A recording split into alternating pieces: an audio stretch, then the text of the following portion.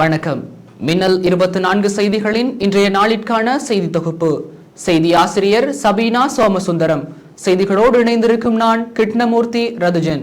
முதலில் தலைப்புச் செய்திகள். மட்டக்களப்பு காந்தி பூங்காவில் ஆர்ப்பாட்டம். வீதியை கடக்க முற்பட்ட மாணவிக்கு நேர்ந்த ஆபத்து. பல்கலைக்கழக பெண்கள் விடுதிக்குள் உள்ளாடையுடன் புகுந்த மர்ம நபரால் பரபரப்பு. கொக்குவில் புகையிரத நிலையத்திற்கு சீல். தொடர்வது விரிவான செய்திகள். உமாஓயா பல்நோக்கு அபிவிருத்தி திட்டத்தை திறந்து வைக்கும் நிகழ்வில் பங்கேற்பதற்காக இலங்கை வருகை தந்த ஈரான் ஜனாதிபதி கலாநிதி இப்ராஹிம் ரைசி மற்றும் ஜனாதிபதி ரணில் விக்ரமசிங்க ஆகியோருக்கு இடையிலான உத்தியோகபூர்வ சந்திப்பு நேற்று பிற்பகல் ஜனாதிபதி அலுவலகத்தில் நடைபெற்றது. தனது விஜயத்தை குறிக்கும் வகையில் ஜனாதிபதி ரைசி ஜனாதிபதி அலுவலகத்தின் சிறப்பு விருந்தினர் புத்தகத்தில் நினைவு குறிப்பையும் பதிந்தார். தலைவர்களுக்கு இடையிலான சுமூகமான கலந்துரையாடலின் பின்னர் இருதரப்பு கலந்துரையாடல்கள் ஆரம்பிக்கப்பட்டன. பொருளாதார மற்றும் வர்த்தக உறவுகளை வெளிப்படுத்தல், அரசியல் மற்றும் கலாச்சார ஒத்துழைப்பை மேம்படுத்தல் உள்ளிட்ட இரு நாடுகளுக்கும் இடையே பரஸ்பர ஆர்வமுள்ள முக்கிய துறைகள் குறித்தும் இரு நாட்டு தலைவர்கள் நீண்ட நேரம் கலந்துரையாடலில் ஈடுபட்டனர்.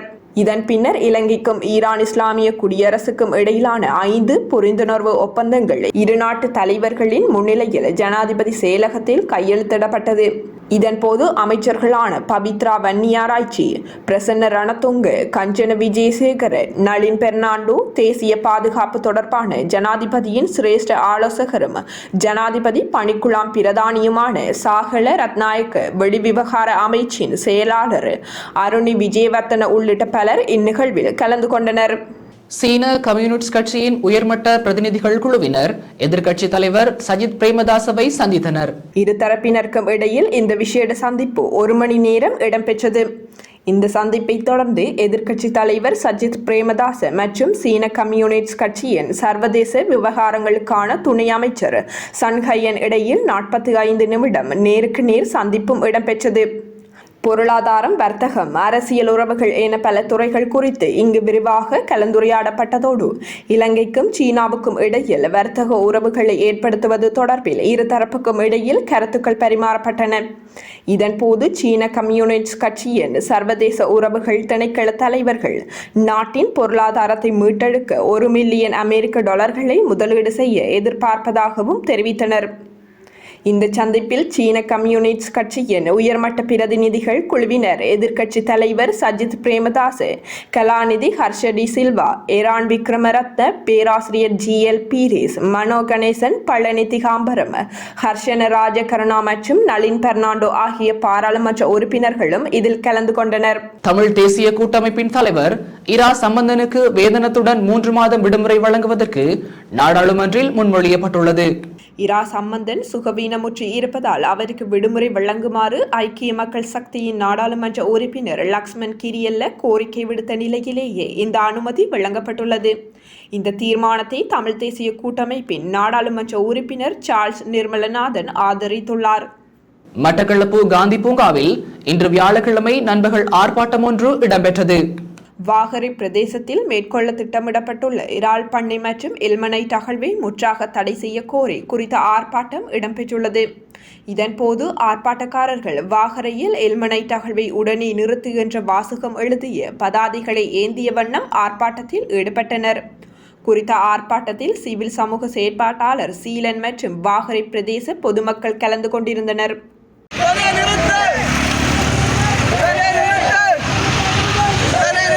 யாழ்ப்பாணம் கொக்குவில் புகையிரத நிலையம் தற்காலிகமாக சீல் வைத்து மூடப்பட்டுள்ளது. கொக்குவில் புகையிரத நிலையத்தில் கடமையாற்றிய நிலைய பொறுப்பதிகாரி 20 லட்சம் ரூபாய் மோசடி செய்துள்ளதாக தெரிவித்து கோப்பாய் போலீஸ் நிலையத்தில் முறைப்பாடொன்று பதிவு செய்யப்பட்டுள்ளது. இது தொடர்பில் உடனடி நடவடிக்கையாக புகையிரத நிலையம் சீல் வைக்கப்பட்டு மூடப்பட்டுள்ளதுடன் நிலைய பொறுப்பதிகாரி தற்காலிக இடைநிறுத்தம் செய்யப்பட்டுள்ளதாக தெரிவிக்கப்படுகின்றது. சம்பவம் தொடர்பாக மேலதிக விசாரணைகளை கோப்பாய் போலீசார் முன்னெடுத்து வருகின்றனர். குறித்த புகையிரத நிலையம் தற்காலிகமாக மூடப்பட்டுள்ளதால் பிரயாண பயணச்சீட்டுகளை பெற யாழ்ப்பாணம் புகையிரத நிலையத்திற்கு செல்லவும் என்று அறிவிப்பொன்றும் கொக்குவில் புகையிரத நிலையத்தில் காட்சிப்படுத்தப்பட்டுள்ளது. திருகோணமலை தலைமையக போலீஸ் பிரிவிற்குட்பட்ட ராஜவரோதயம் வீதியில் இடம்பெற்ற விபத்தில் 15 வயது பாடசாலை மாணவி படுகாயமடைந்துள்ளார். நேற்று புதன்கிழமை குறித்த மாணவி வீதியை கடக்க முற்பட்ட போது வேன் ஒன்று மோதியதால் இந்த விபத்து ஏற்பட்டுள்ளது. அதனை அடுத்து சம்பவம் தொடர்பாக கண்டியைச் சேர்ந்த 32 வயதுடைய வேனின் சாரதி திருகோணமலை தலைமையக போலீசாரால் கைது செய்யப்பட்டுள்ளார். அத்துடன் விபத்தில் காயமடைந்த மாணவி திருகோணமலை பொது வைத்தியசாலையில் சிகிச்சை பெற்று வருகின்றார். இந்நிலையில் சம்பவம் தொடர்பாக மேலதிக விசாரணைகளை திருகோணமலை போலீசார் மேற்கொண்டு வருகின்றனர். இறக்குமதி செய்யப்படும் பால்மாவின் விலையை மீண்டும் குறைப்பதற்கு சங்கம் என்ற ரீதியில் தீர்மானம் எடுக்கப்படவில்லை என பால்மா இறக்குமதியாளர்கள் சங்கம் தெரிவித்துள்ளது. பால்மாவின் விலை திருத்தம் தொடர்பில் உத்தியோகபூர்வ கலந்துரையாடல் எதுவும் இடம்பெறவில்லை என பால்மா இறக்குமதியாளர்கள் சங்கத்தின் ஊடக பேச்சாளர் அசோக பண்டார தெரிவித்துள்ளார். எவ்வாறாயினும் இன்று முதல் அமலுக்கு வரும் வகையில் மீண்டும் பால்மாவின் விலையை குறைப்பதாக நியூசிலாந்தில் இருந்து பால்மாவை இறக்குமதி செய்யும் நிறுவனம் ஒன்று நேற்று அறிவித்திருந்தது. இதன்படி இறக்குமதி செய்யப்படும் 1 கிலோகிராம் பால்மா பொதியின் விலை 250 முதல் 350 வரையிலும், 400 கிராம் பால்மா பொதியின் விலை 100 முதல் 140 ரூபாய் வரையிலும் குறைக்கப்படும் என தெரிவிக்கப்பட்டிருந்தது. இது தொடர்பான அறிக்கைக்கும் பால்மா இறக்குமதியாளர் சங்கத்திற்கும் எவ்வித தொடர்பும் இல்லை என பால்மா இறக்குமதியாளர்கள் சங்கத்தின் ஊடக பேச்சாளர் அசோக பண்டார குறிப்பிட்டுள்ளார். எதிர்வரும் கல்வி பொதுத்தராதர சாதாரண தர பரீட்சைக்கான மேலதிக வகுப்புகள் மற்றும் கருத்தரங்குகள் இம்மாதம் 30ஆம் தேதி நள்ளிரவு முதல் இடைநிறுத்தப்படும் என பரீட்சைகள் திணைக்களம் தெரிவித்துள்ளது. எதிர்வரும் மே மாதம் 6ஆம் தேதி முதல் 15ஆம் தேதி வரையில் சாதாரண தர பரீட்சைகள் நடைபெறவுள்ளது. இதற்கமைய இம்மாதம் 30ஆம் தேதி நள்ளிரவு 12 மணி முதல் மேலதிக வகுப்புகள், கருத்தரங்குகள், செயலமர்வுகள் உள்ளிட்டவை இடைநிறுத்தப்படும் என தெரிவிக்கப்பட்டுள்ளது.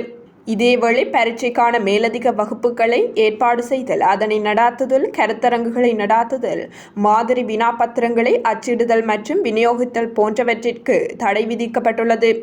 வவுனியா பல்கலைக்கழகத்தின் பெண்கள் விடுதியில் கடந்த வெள்ளிக்கிழமை இரவு உள்ளாடையுடன் நபரொருவர் நுழைந்தமையால் மாணவிகள் மத்தியில் அச்சநிலை ஏற்பட்டுள்ளது. பம்பை மடுவில் அமைந்துள்ள வவுனியா பல்கலைக்கழகத்தின் பெண்கள் விடுதியில் இரவு வேளையில் இனம் தெரியாத நபரொருவர் நுழைந்துள்ளார்.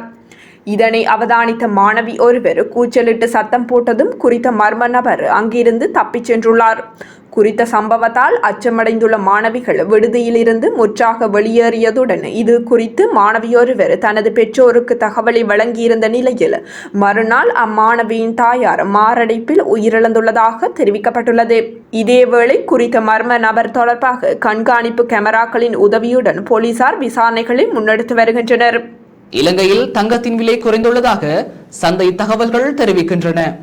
அதன்படி இன்று வியாழக்கிழமை காலை கொழும்பு செட்டியார் தெரு தங்கச்சந்தையில் 22 கேரட் தங்க பவுன் ஒன்று 1,73,000 குறைவடைந்துள்ளது. இதேவேளை 24 கேரட் தங்க பவுன் ஒன்று 1,88,000 ரூபாவாக சற்று குறைவடைந்துள்ளதாக தெரிவிக்கப்பட்டுள்ளது. தொடர்வது வெளிநாட்டுச் செய்திகள். இந்தியாவின் மணிப்பூர் மாநிலம் காங்போகி மாவட்டத்தில் மக்களவை தேர்தல் நடந்து முடிந்த சில நாட்களுக்கு பின்பு மாவட்டத்தின் சபர்மீனாவில் உள்ள தேசிய நெடுஞ்சாலை 2 உள்ள பாலத்தில் நேற்று அதிகாலை சுமார் 1 மணிக்கு 3 இடங்களில் வெடிகுண்டு வெடித்ததாக அதிகாரிகள் தெரிவித்தனர். மணிப்பூரின் வெளிப்புற தொகுதிகளுக்கு இன்று வியாழக்கிழமை 2ஆம் கட்ட வாக்குப்பதிவு நடைபெறவுள்ள நிலையில் இந்த குண்டுவெடிப்பு சம்பவம் இடம்பெற்றுள்ளது. இது குறித்து பாதுகாப்பு அதிகாரிகள் கூறுகையில், வெடிகுண்டு சம்பவம் நேற்றைய தினம் அதிகாலை 1:15 மணியளவில் இடம்பெற்றுள்ளது. இச்சம்பவத்தில் யாருக்கும் காயங்கள் எதுவும் ஏற்படவில்லை என்றாலும் இம்பால் பள்ளத்தாக்குக்கு அத்தியாவசிய பொருட்கள் கொண்டு செல்லும் முக்கியமான சாலையான இது பாதிக்கப்பட்டுள்ளதாக தெரிவித்துள்ளனர். அமெரிக்க பல்கலைக்கழகங்களில் இஸ்ரேலுக்கு எதிரான ஆர்ப்பாட்டங்களில் ஈடுபட்ட மாணவிகளுக்கு எதிராக கடும் நடவடிக்கைகளை எடுத்துள்ள போலீசார் 100க்கும் மேற்பட்ட மாணவர்களை கைது செய்துள்ளனர். அவுஸ்டினின் டெக்சாஸ் பல்கலைக்கழகத்தில் ஆர்ப்பாட்டத்தில் ஈடுபட்ட மாணவர்கள், ஊடகவியலாளர்கள் உட்பட 34 பேர் போலீசாரால் கைது செய்யப்பட்டுள்ளனர். தென் கலிபோர்னியா பல்கலைக்கழகத்தில் 50க்கும் அதிகமானவர்கள் கைது செய்யப்பட்டுள்ளனர். இஸ்ரேலுடன் தொடர்புகளை கொண்டுள்ள ஆயுத வியாபாரிகளுடன் தொடர்பை துண்டிக்க வேண்டும் என கோரி நியூயார்க்கின் கொலம்பியா பல்கலைக்கழக மாணவர்கள் பல்கலைக்கழகத்தை சூழ கூடாரங்களை அமைத்து போராட்டங்களை ஆரம்பித்ததைத் தொடர்ந்து அமெரிக்காவின் பல பல்கலைக்கழகங்களில் இவ்வாறான ஆர்ப்பாட்டங்கள் இடம்பெறுகின்றன. இவ்வாறு ஆர்ப்பாட்டத்தில் ஈடுபட்ட பல மாணவர்கள் பல்கலைக்கழகங்களில் இருந்து இடைநிறுத்தப்பட்டுள்ளதுடன் கைதும் செய்யப்பட்டுள்ளனர். கலிபோர்னியா அரசு பாலிடெக்னிக் பல்கலைக்கழகத்தில் தளபாடங்கள் கூடாரங்கள் போன்றவற்றை பயன்படுத்தி கொண்டு மாணவர்கள் பல்கலைக்கழகத்திற்குள் முற்றுகை போராட்டத்தை மேற்கொண்டதால் பல்கலைக்கழகம் மூடப்பட்டுள்ளது. பாலஸ்தீன ஆதரவு குழுவைச் சேர்ந்த மாணவன் ஒருவன் கைது செய்யப்பட்டமைக்கும் காசா யுத்தத்திற்காக பல்கலைக்கழகம் இஸ்ரேலுடனான உறவுகளை துண்டிக்க வேண்டும் என வேண்டுகோள் விடுத்தும் ஹவார்ட் பல்கலைக்கழக மாணவர்கள் பல்கலைக்கழக வளாகத்திற்குள் கூடாரங்களை அமைத்து போராட்டத்தில் ஈடுபட்டுள்ளனர். தொடர்வது விளையாட்டுச் செய்திகள். இந்தியன் பிரீமியர் லீக் 20-20 கிரிக்கெட் தொடரின் 41வது போட்டி இன்று இடம்பெறவுள்ளது. குறித்த போட்டியில் சன்ரைசர்ஸ் ஹைதராபாத் மற்றும் ராயல் சேலஞ்சர்ஸ் பெங்களூரு அணிகள் மோதவுள்ளன. இந்த போட்டி இன்று இரவு 7:30 மணியளவில் ஆரம்பமாக உள்ளது. முன்னதாக குறித்த இரு அணிகளும் 24 முறை மோதியுள்ளன. இதில் சன்ரைசர்ஸ் ஹைதராபாத் அணி 13 போட்டிகளிலும் ராயல் சேலஞ்சர்ஸ் பெங்களூரு அணி 10 போட்டிகளிலும் வெற்றி பெற்றுள்ளதுடன் ஒரு போட்டி வெற்றி தோல்வியின்றி சமநிலையில் நிறைவடைந்துள்ளது. அத்துடன் ராயல் சேலஞ்சர்ஸ் பெங்களூரு அணி இன்று தனது 250வது போட்டியில் களமிறங்கவுள்ளமை குறிப்பிடத்தக்கது. இத்துடன் இன்றைய நாளிற்கான எமது செய்தி தொகுப்பு நிறைவடைகின்றது. தொடர்ந்து வார நாட்களில் மாலை 6 மணிக்கு எமது செய்திகளை எதிர்பாருங்கள். மேலதிக செய்திகளை பார்வையிட www.minnal24.com என்ற எமது இணையதளத்திற்குள் பிரவேசியுங்கள். நன்றி.